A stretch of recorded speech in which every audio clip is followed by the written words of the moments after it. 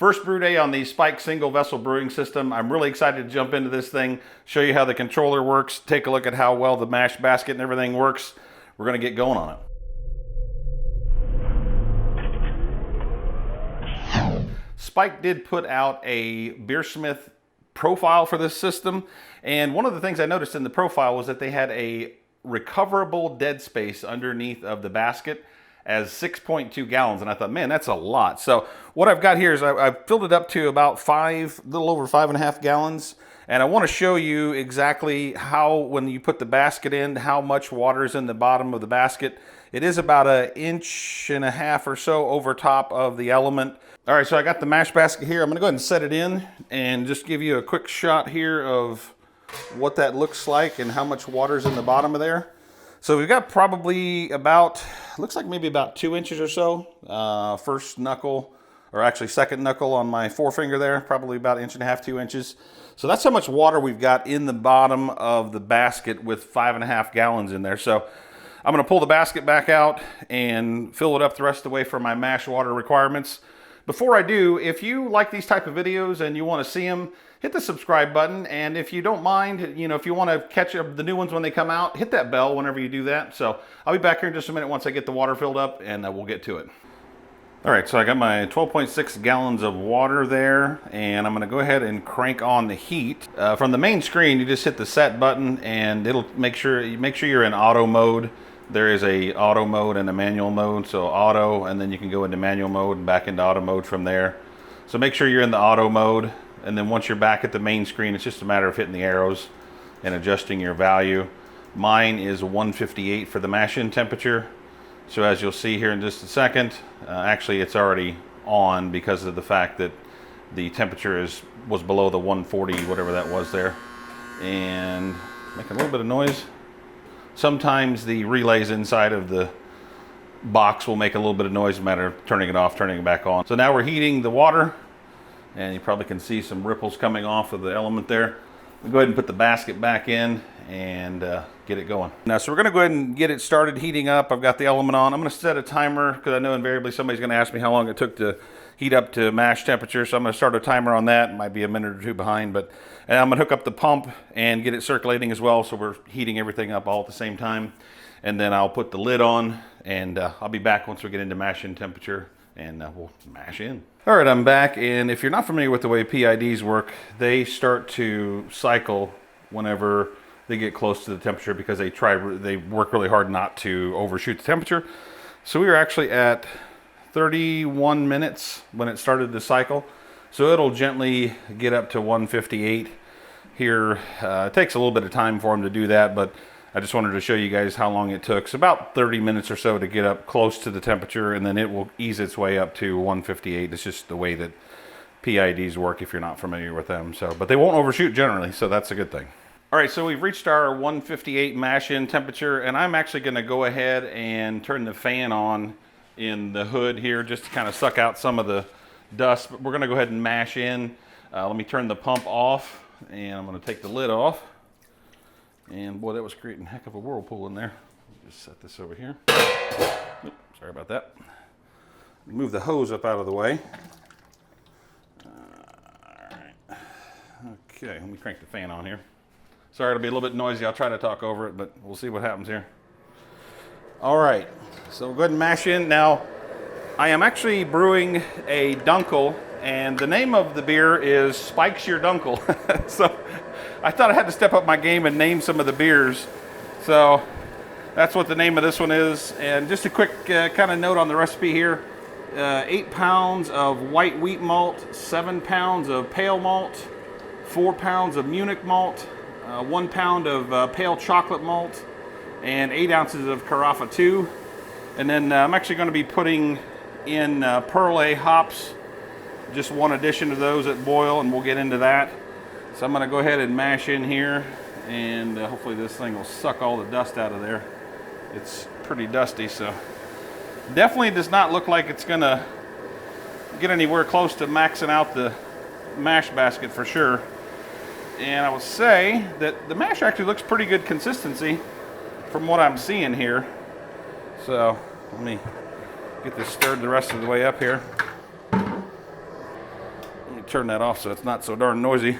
But yeah, so it looks like the mash is maybe just a little bit thin, but not bad. I'm basing it off of their profile that they have. So actually looks pretty good.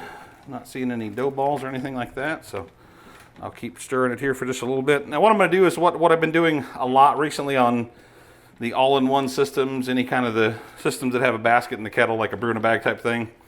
I am doing a 10-minute rest after I mash in. And so, let me turn the oven off just so the temperature doesn't rise. It shouldn't, but doing a 10-minute rest so that the grains all get saturated and everything.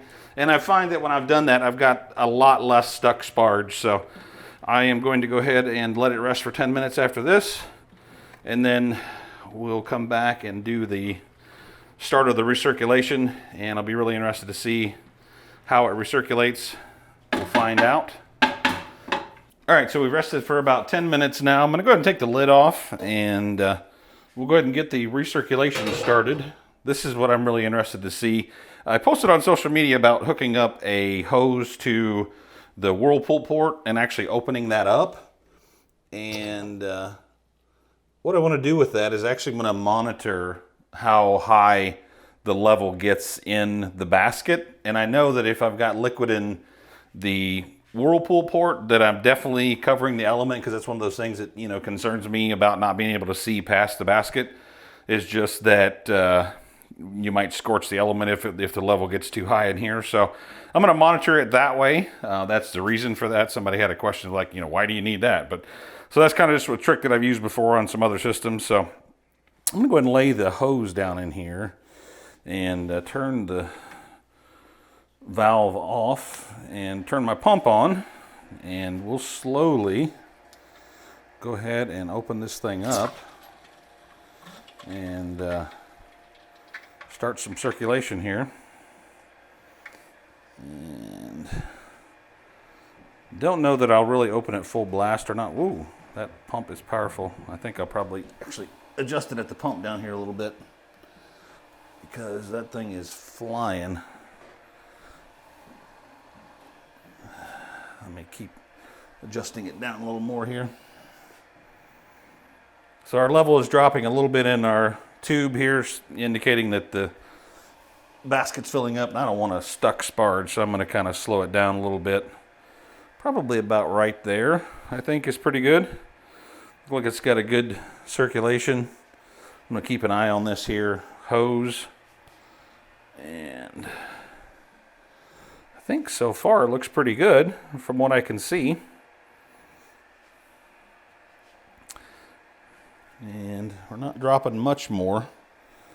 So I'm going to go ahead and turn the pump back up just a little bit. Give us a little bit more flow. But I think, personally, I think that looks pretty good. Maybe just a little bit more. I don't think there's enough finite adjustment on the butterfly valve there. There may be. I'm just not used to using them. So I know I went to the second stop and it was pretty powerful. So let me see here. Yeah. So looks pretty good. We've dropped a little bit further in the sight glass there, but it looks like it's doing pretty good. Our temperature is set to 152. It's at 151 right now, and it's pulsing the element to try to bring it back up. So I'm going to go ahead and start a timer for the mash. We're going to mash for 60 minutes, and then once we do that, then it'll be time to try to lift this behemoth basket out of here. So if anything weird occurs along the way, I'll definitely bring you back into the process and show you what's going on. I think we're okay right now from what I see. I don't see any issues with the basket being stuck or anything like that. So we're going to let her rip for a while, and I'll be back if something goes funny or if we're done with the mash. So see you in 60 minutes or sooner. All right, so I said I would be back if there was an issue, and one of the things that I ran into, I started to get a stuck sparge, and if you can see, when you come just off of that almost closed on the butterfly valve, it actually pops open pretty good and the flow starts to really go. So I'm actually going to have to turn the pump back down and control the flow with the pump. I don't know that the butterfly valve is really sufficient enough to control the flow of the wort. So that is the flow that I've got with controlling it from the pump. I could probably go a little bit more than that, but I don't want to go much more than that because I did start to get a little bit of a stuck sparge and it started to come up a little bit. So told you I would update you on that. So just my observation, I don't think that at least with the powerful pump that I have, the butterfly valve is not finite enough of an adjustment in there to be able to keep the mash from getting pulled down and getting stuck. So it looks like you probably do want to have a valve, adjustment valve on your pump, which, I mean, generally most of them I recommend it anyway. So just something to be aware of. We're going to continue to mash and see what the flow here. Yeah, it looks pretty good. So I think that'll do it. And we're going to continue on, and I'll let you know if anything else goes on. Future self jumping in here. Spike did ask us if we had any issues that we would contact them and discuss it before we released any information out there. I don't have an issue with that on a prototype model. Had it been a production model, then I would not have done that. But I do want to let you guys know that what you're about to see is definitely a case for auto-tuning the PID. They did not send us instructions on how to do that, and I talked to Ben over at Spike Brewing. He was very gracious about everything. I told him the issues that I had, you're going to see coming up. He said, you know what, drive the bus on us. We did not provide those instructions to you guys, and so, you know, it's kind of on us that you had these issues. But what you're going to see is definitely a case for auto-tuning. They told me they're going to put a sticker on the PID for the production models telling people you need to auto-tune the PIDs. They were using these systems in testing, as I had said in my initial review video or first look video, but they were using them with their 3-vessel Herms control panels, not the control panels that we got as testers. So they had never been auto-tuned and they had not been adjusted for the system. So all the issues that you're about to see have to do with auto-tuning as far as we know. I'm going to do another batch on it and let you guys know what my findings are, but just wanted to let all that stuff be known and be 100% transparent with you guys. Back to the video. All right, so I kind of ran into another little bit of an issue. Part of it I think was my fault, but then again, I think there might be a little bit of tuning that needs to be done on the controller. And I'll tell you what happened was I mashed in, I started the recirculation and all that, and I saw the temperature keep dropping on the PID, and then I realized that I didn't turn the element on. Turned the element on, it ramped up and shot way past the set point of 152, and I looked at the recirculation, took the lid off, and it looked like the recirculation had slowed a little bit, and so it was starting to, you know, not circulate past the element or not circulate past the sensor, because I'm running right at 152, somewhere around there, from the mash temperature here. So if you can see there, it's at 152.4. The mash temperature in the kettle is dropping. I turned the element off because it keeps pulsing the element to try to maintain 152, and it was just holding it up there a little higher than the 152 set point. So I'm going to go ahead and actually turn the element back on and see if it won't stabilize now that the temperature, because the temperature went way up. I increased the flow a little bit in the basket. So I think it's one of the things you got to make sure that if you're using the system, the basket's got to be flowing pretty good. Otherwise, if it doesn't, then you're going to have an issue where there's not wort recirculating past the element back there. I don't know 100% sure if it's all my fault that happened, but it's showing 153 now, and it's pulsing a little bit. I'll show you here what I'm talking about. So you can see here it's pulsing and it's showing 153. I'm showing 150, 1.5, 1.7 in the top up here, 1.5. So it's actually, if you see the little light come on there, it's pulsing and trying to maintain the temperature. So hopefully it was just an issue with that I did. But see, look there, it went to 154. So it's actually going the wrong direction. So I think maybe the system might have needed to go through an auto tune. It seemed like it was holding the temperature okay when I was doing the washing, but I didn't get any manuals or books or anything with this PID. I'm not 100% familiar how to put it through an auto tune process, but this is something that they'll probably want to include with the instructions on it. All right, so you saw just the last footage there. This thing was going all over the place. It actually wound up shooting all the way up to 180 degrees, and then the element shut off. I didn't go over 170 degrees in here, thank goodness, because I didn't want to extract any tannins from the grains or anything like that. So I'm actually going to shut off the pump and go ahead and close the valve. I'm going to let this drain out here, let this drain down. All right, so now comes the fun part. We get to see if I can actually lift this monstrosity of a basket out of here and get the hooks hooked on and all that stuff. I didn't really have a way to use my winch that I've got there, so here goes nothing.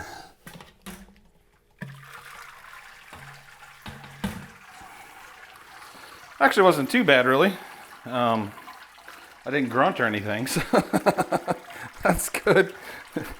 It is a little bit heavy, I'll tell you that much for sure. So it looks like it's draining pretty good from what I can see there. No issues with that at all. So I've got 4 gallons of sparge. It told me to sparge with 4 gallons of water. So I've got 4 gallons of water over here in a little heated kettle that I'm gonna sparge with, and we'll get that done, and then we'll see how it goes. I'm gonna go ahead and ramp up to boil temperature, or real close to it. Probably go like 205 or something like that. And now it'll start ramping up to boil temperature. Looks like our mash had a little bit of a hump in the middle of it where the recirculation was going on, and kind of dug out a little bit of a trench around the outside there. I don't know if you can see that on this other camera or not, but kind of try to turn it a little bit, see if you can see it. You can kind of see that in there, a little bit of a trench in there. We'll take a gravity reading once we get the sparge all done, and I'll come back for that here in just a minute. Okay, so I'm on my last gallon now, the 4 gallons, and I found there wasn't really a good way to sparge with this thing, so I just started putting the back of a spoon underneath of the flow of water, because I felt like the water was just drilling right down through the grain when pouring it from the pitcher like this. So I found that putting it over the back of a spoon and kind of drizzling it in there like that was pretty good. Some people did mention about the basket being tilted and the grain being kind of leaning to one side. It did wind up orienting itself that way once I started doing the sparging and everything. As you can see on the camera there, it's draining pretty quick. So once this drains off, we'll go ahead and get this all taken care of, get it out of the kettle, and then we'll get onto the boil. All right, got all mashed out and wound up with about almost 15 gallons actually. There wasn't a lot of particulate matter in the bottom of in the kettle, as you can kind of see on top here from this camera. I don't see a lot of it in there, which is kind of nice. So I mean, that means that the bottom screen is doing pretty good. I did wind up with about 15 gallons, and I'm just about 3 points under on my gravity. I came in at 1040 instead of 1043, so I'm probably going to boil off maybe 15, 20 minutes, maybe 30 minutes before I actually add my hops. That way I'll wind up with the correct gravity and the correct volume and everything. The batch, incidentally, was an 11-gallon batch. I'm going to go ahead and let this thing crank up. It's sitting at 181 degrees now. I've got the PID set to manual mode on 100%. to bring it up to a boil, and then I'll show you how I adjust it down to reduce the boil vigor, because I'm sure this thing is going to boil pretty rapidly at 100%. All right, so we've come up to hot break. One of the things I was hoping to demonstrate with the hot break was that if you start to have a boil over, one of the things that's really nice about this type of controller is that if you can see here, we got an element switch. I can turn that element off and effectively almost stop the boil instantaneously, as you can see on this camera here.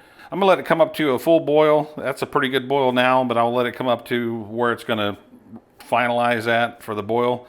And then I'll show you how to adjust the PID into manual mode so that you can adjust your boil. All right, that really didn't take long for it to get up to a real vigorous boil. I should have just left the camera rolling, I guess. But what I wanted to show you on the PID is that you can adjust the boil by adjusting the percentage. All right, so what I'll do is I'll just hit the down arrow, and then I'll go over to the middle here and just bring it down to 90. We'll go 80%, and now it'll actually boil at 80%, and you can see the light pulsing on and off. And then if that's not enough to reduce the amount of boil you've got going on, which I think we could reduce it a little more, you can actually go down to 70%, and that'll actually be a pretty good boil. And you can use the arrows to move back and forth between the digits. But it looks like 70% is a pretty good boil, so we'll go ahead and leave it there. All right, so boiled for about 20 minutes now, and took another gravity reading, and I'm at about 1045, which is a little bit above what my target pre-boil gravity was. And it looks like, from what I can see, that, you know, obviously there's some expansion from the heat, but probably down to about 14.5 gallons now. So I'm gonna go ahead and put my Perle hops in, and that will be the only addition in this beer. So get that going on, and then whenever we get down to about 15 minutes or so, I'll run some hot wort through the counterflow chiller, and we'll go from there. All right, so we got 15 minutes left on the boil. I'm gonna go ahead and recirculate through the counterflow chiller. So basically what I've got, I'll show you my connections here. Running out of the kettle, into the pump, out of the pump, into the bottom of the counterflow chiller, and then back out of the top of the counterflow chiller and up into the whirlpool port. So I'll go ahead and open up both the valves on the kettle, both the whirlpool and the bottom valve, and crank on the pump real quick here. Give it a couple of cycles real quick. Forgot to open up the proportional valve on the pump. That's why it's not pumping. So go ahead and pump through there. We'll go ahead and leave that, let it sanitize, and boil for another 15 minutes. All right, so we reached the end of the boil. I'm gonna go ahead and crank on the cold water from the tap here. And I'm gonna turn off the element. And I'm gonna go ahead and turn on the pump so we can start recirculating back through there. And I'm gonna go ahead and turn off this fan too, so it's not so darn noisy. And we'll see how we do with the chilling here. It's actually dropping right now a little bit as we speak. So looks like before chilling is all completed, we're just a little bit over 12 gallons, probably 12 1/3 gallons, something like that. So I'm actually gonna throttle this back a little bit. See if we can get it down a little bit more. I bet we can. See what it does. See, it looks like we're dropping about 79 degrees, something like that. Well, I'm gonna go ahead and finish up the chilling and get this put into the fermenters and all that stuff. And then we're gonna come back with the conclusion of the brew day. All right, so what are my thoughts about the system on that initial first brew day? The beer actually came in at 1.051, which is a little bit off of what my original starting gravity should have been. I think I need to get a new refractometer because that thing is junk. It was all over the place whenever I was trying to take some samples. Got it cooled down and took a hydrometer sample and was actually able to determine it was 1.051. So everything turned out pretty well from that aspect of it. The jury is kind of still out on everything with regards to holding temperatures and all that. I'm not going to give you any kind of determination as far as I'm concerned until I have a chance to auto-tune the PID and then run it through another brew day. So, you know, stay tuned for that. I hate to make you have to go through a couple of brew days, but the next one probably will be a little shorter. I tried to give you guys some information on how I would use the system in this one. So hopefully you found something, you know, that was good out of this and it gives you some idea. I do think that Spike is very brave for allowing us to share prototype model information with you all. Normally in these cases, there would be an NDA involved and we wouldn't be able to share any of this information with you because it is a prototype unit. So kudos to them for actually letting you guys see behind the scenes the R&D process and fine-tuning and tweaking of the system. But hope you enjoyed it. Give us a thumbs up if you do. Share it out there. This has been Brian for Short Circuited Brewers. We'll see you on the next video.